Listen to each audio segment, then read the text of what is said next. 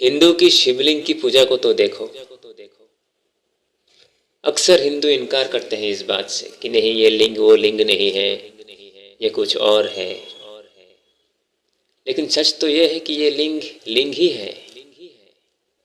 शिवलिंग एक लिंग और एक योनि की पूजा है।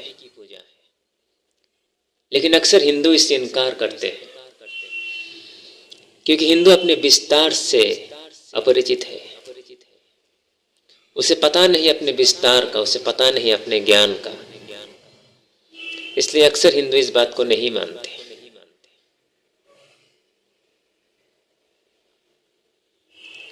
ये अगर लिंग और योनि है तो इसमें शर्माने वाली कौन सी बात है?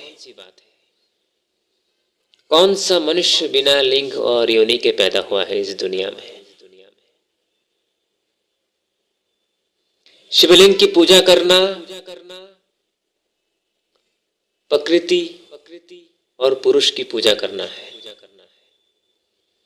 माता और पिता की पूजा करना है, इस महान सृष्टि की पूजा करना है। और यह सत्य है। इसको तुम मानो तभी तुम शिव को जान सकोगे, क्योंकि शिव तो सत्य है। अगर तुम सत्य से इनकार करोगे तो तुम शिव को कैसे जानोगे?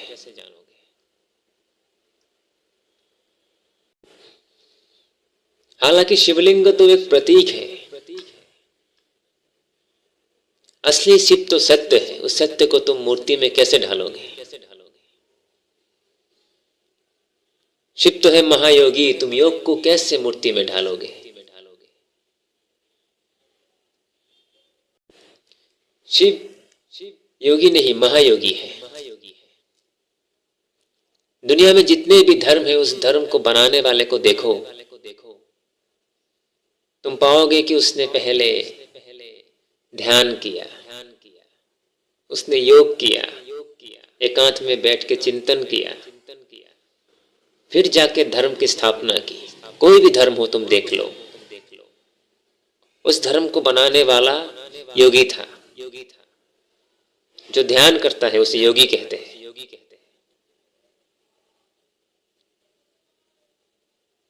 तो चाहे तुम जिस भी धर्म में हो, तुम शिव की पूजा कर रहे हो, क्योंकि ध्यान तो उन्होंने ही दिया इस दुनिया को। वो ध्यान देने वाला था, इसलिए वो महाध्यानी, महायोगी। उस महायोग को तुम मूर्ति में नहीं ढाल सकते। इसलिए शिवलिंग ही सबसे आसान मूर्ति है शिव का। अगर किसी देवता की हाथ को पूजा जाता, सर को पूजा जाता या टांग को पूजा जाता, तब तो ये कोई हंसने वाली बात नहीं थी। जैसे खाटू श्याम है, उनके सिर्फ सर को पूजा जाता है, तो वो तो हंसने वाली बात नहीं, शर्माने वाली बात नहीं। तो जब शिवलिंग की बारी आती है तब कैसा शर्म? ये भी तो शरीर का एक हिस्सा ही है, तो इसमें क्या शर्म? इसमें कोई शर्म नहीं, शर्म इंसान की सोच में है। हिंदुस्तान में काम को कभी शर्म की नजर से नहीं देखा गया। जैसे अन्न है, जल है, हवा है, ज्ञान है, धन है, उसी तरह काम भी है हिंदुओं में। हिंदुओं ने जिस नजर से काम को देखा, उसी नजर से ज्ञान को देखा, उसी नजर से अन्न को देखा, वायु को देखा, जल को देखा। इसीलिए अन्न की देवी है हिंदुओं में, ज्ञान की देवी है हिंदुओं में, जल की देवी है हिंदुओं में, वायु की देवी है हिंदुओं में। उसी तरह काम का भी देव है हिंदुओं में। जैसे वायु का देवता है वरुण देव, जल का है गंगा देवी, धन का है लक्ष्मी देवी, ज्ञान का है सरस्वती देवी। उसी तरह काम का भी एक है कामदेव। ये कामदेव नाम ही इसी बात का सबूत है कि हिंदू काम को शर्म से नहीं देखता। लेकिन हिंदुस्तान में जो हजारों सालों से घुसपैठ आए हैं, उन घुसपैठियों ने सिर्फ हिंदुस्तान के जमीन को नहीं, हिंदुस्तान के ज्ञान को, हिंदुस्तान के आत्मा को भी झिझोर के रख दिया। उन्हीं के प्रभाव से अब हिंदुस्तान के लोग भी काम को शर्म की नजर से देखने लगा। हालांकि काम को हिंदुस्तान में कभी शर्म की नजर से देखा नहीं गया।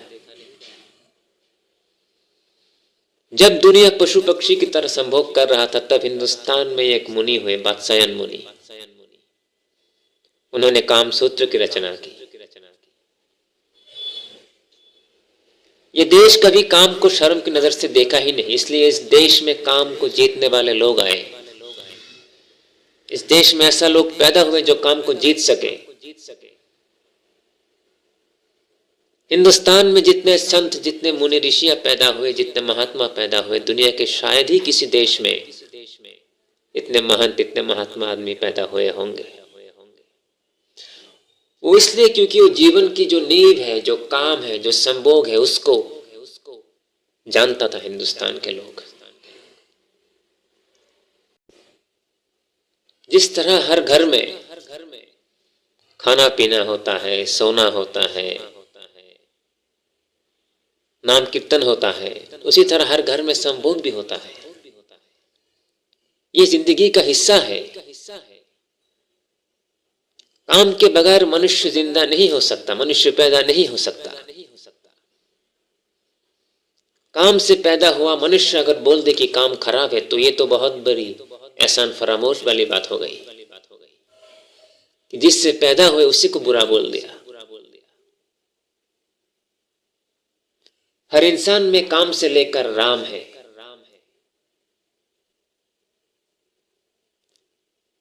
अगर एक बच्चा पैदा होता है तो काम के लिए पैदा होता है, और अगर वो बच्चा जिंदा रहता है तो राम के लिए जिंदा रहता है। हर इंसान काम और राम से जुड़ा हुआ है।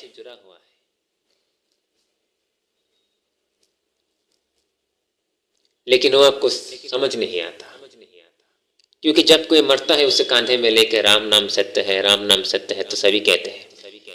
लेकिन जब कोई बच्चा पैदा होता है उसको गोद में लेके ये कोई नहीं कहता कि काम सत्य है, काम सत्य है। हालांकि ये सत्य है। कौन सा महात्मा, कौन सा अवतार, कौन सा मुनि इस दुनिया में है जो बिना काम के पैदा हुआ? हर इंसान काम से ही पैदा होता है। लेकिन इस जिंदगी का मकसद है काम से लेकर राम तक जाओ। लिंग जो है वो संभोग का अंग है, इसीलिए लोग इसे मानने से शर्माते हैं कि हाँ शिवलिंग एक लिंग है, इसलिए शर्माते हैं लोग। काम तो हर मनुष्य का अंग है, संभोग हर मनुष्य का अंग है। जैसे कि मनुष्य को काम से राम तक जाना है, तो अगर काम को ही नहीं जानोगे तो राम तक कैसे जाओगे? तुम कहाँ हो अगर ये तुम्हें नहीं पता तो तुम कहाँ जाओगे ये कैसे पता हो सकता है?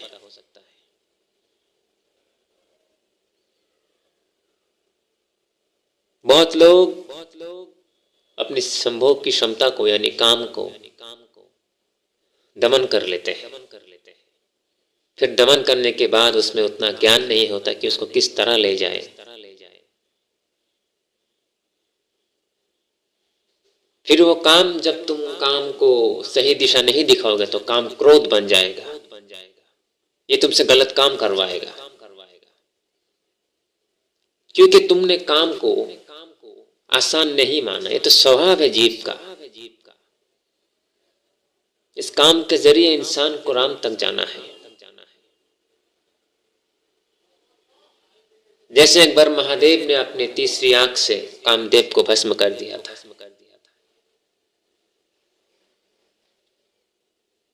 तो शिवलिंग की पूजा करना इसका भी प्रतीक है कि देखो, अगर तुमने अपने ज्ञान से काम को जय कर लिया, अगर तुमने अपने ध्यान से काम को देख लिया, तभी तुम्हारे काम की इज्जत होगी दुनिया में। इसीलिए लोग शिवलिंग की पूजा करते हैं, क्योंकि शिवलिंग वो है, शिव वो है जिसने अपने ज्ञान से काम को भस्म कर दिया था।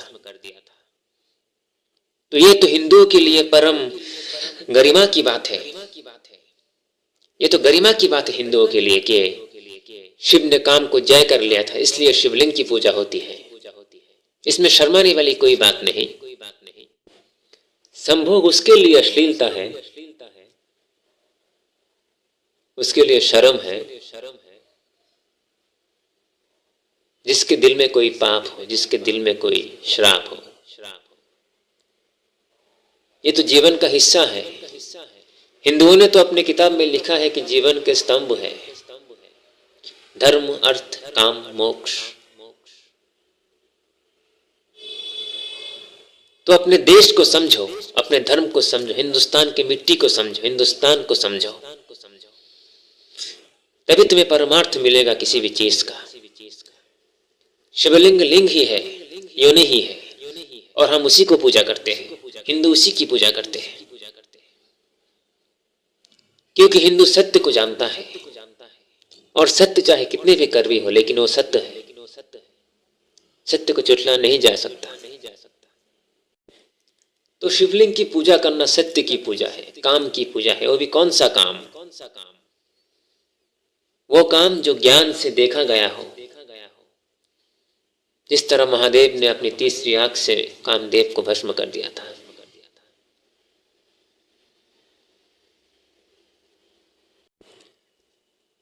अगर आप काम की इज्जत नहीं करोगे तो प्रेम को भी नहीं जान सकोगे, और अगर प्रेम को नहीं जान सकोगे तो उस ब्रह्म तक कभी नहीं पहुंच सकोगे। प्रेम की शुरुआत काम से ही होता है। फिर जब प्रेम हो जाए उसके बाद काम की कोई जरूरत नहीं।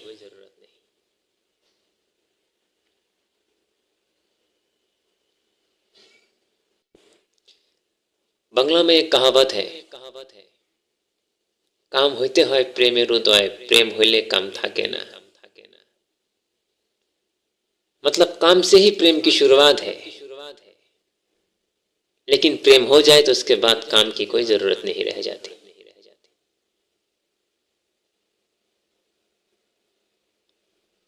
तो बगैर काम को जाने, बगैर शिव को जाने, बगैर शिवलिंग को जाने आप सत्य को नहीं जान सकते। तो हर हिंदू को मैं कहता हूं कि गर्व से कहो कि हाँ यही शिवलिंग है, और ये लिंग ही है, और ये योनि ही है।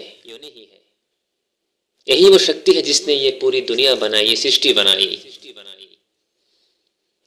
अगर आप इस लिंग और योनि को इनकार करते हैं तो इसका मतलब हुआ कि आपने उस सृष्टि को इनकार किया है। असली शिव का प्रतीक तो ये संसार है।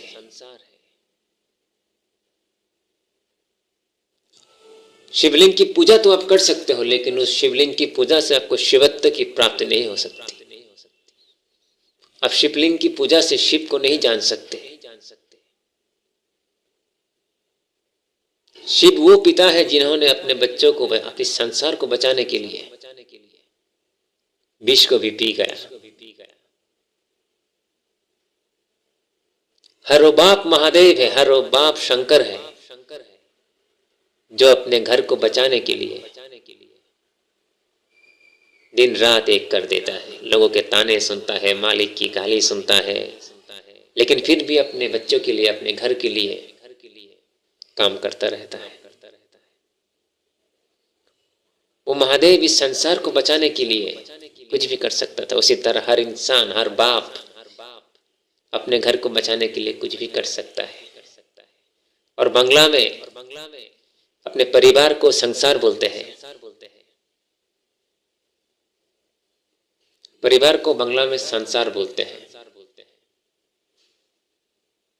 ये वही मतलब है कि जो संसार को बचाने के लिए शिव ने विष पान किया था, उसी तरह एक संसार को बचाने के लिए एक पिता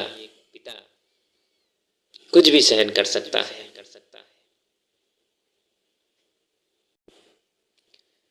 और शिव का बड़ा उग्र मिजाज होता है, जैसे हर बाप का होता है अपने बच्चे के प्रति।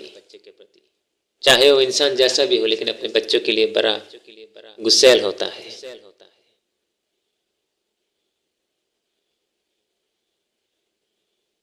लेकिन हर बाप भोलेनाथ की तरह भोला भी होता है। भोला कैसे? जैसे हर कोई बचपन में अपने पिता से झूठ बोलकर पैसे निकाल लेता है, तो वह उस शंकर का भोले रूप है जो भोलेनाथ कहते हैं हम उसको। एक पिता में जो जो गुण है, एक शिव में वो गुण है। तो शिव की पूजा करना, इसका मतलब इस दुनिया के हर पिता की पूजा करना है।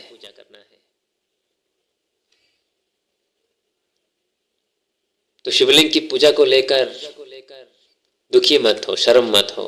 ये हिंदुस्तान की आत्मा है कि ज्ञान की गहराई तक जाना। ये हिंदुस्तान की सोच की तरीका है कि ज्ञान की गहराई तक जाना। भले ही कोई लोग, भले ही किसी देश का धर्म, किसी देश के लोग हमारे इस भावना को ना समझ पाए, लेकिन हिंदुस्तानी होने के नाते तुम्हें इस बात का एहसास होना चाहिए कि हम उस मिट्टी के लोग हैं जो लोग ज्ञान की गहराई तक जा सकता है।